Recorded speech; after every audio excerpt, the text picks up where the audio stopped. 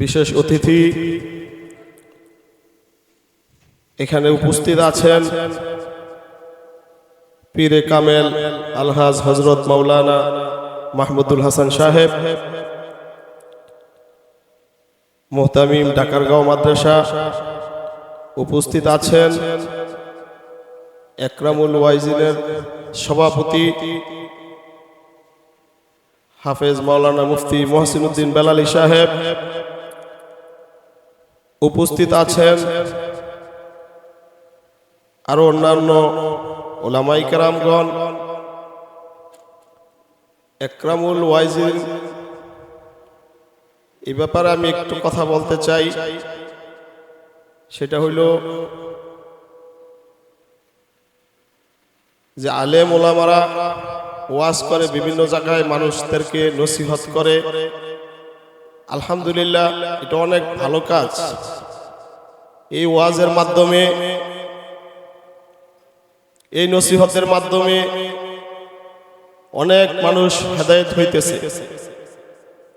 আমাদের বাংলাদেশে এই ওয়াজের মাধ্যমে অনেক মানুষ লাভবান হইতেছে। যেমন অনেক লোক দাড়ি ছিল না, তাদের দাড়ি হয়েছে। যারা টুপি মাথায় দিত না, সুন্নত তরিকায় চলতো না, এরকম লোকেরা সুন্নত তরিকায় চলতেছে।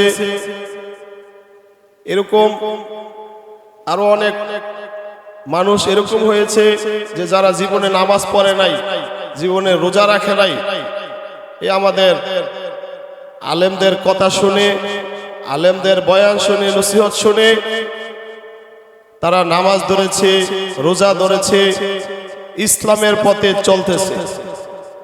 তো আমি বলবো যে একরামুল ওয়াইজিন এই সংগঠন একটা সেবামূলক সংগঠন। এই সংগঠন আল্লাহ তাআলা যেন দায়েম এবং কায়েম রাখেন। সবাই বলে আমিন। ধন্যবাদ জানাই আজকে যারা এই অনুষ্ঠানের আয়োজন করেছেন। আল্লাহ তাআলা যেন সবাইকে কবুল আর মঞ্জুর করেন। সাথে সাথে দোয়া চাই, আজকের যে সভাপতি, একরামুল ওয়াইজিনের সভাপতি মহসিনুদ্দিন বেলালী সাহেব, উনি দীর্ঘদিন অসুস্থ।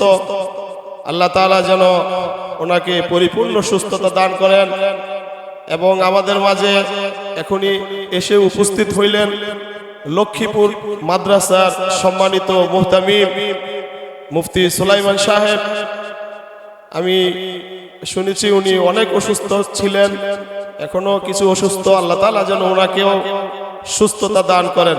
সবাই বলে আমিন। ওয়া আখিরি দাওয়ানা আনিল হামদুলিল্লাহি রাব্বিল আলামিন।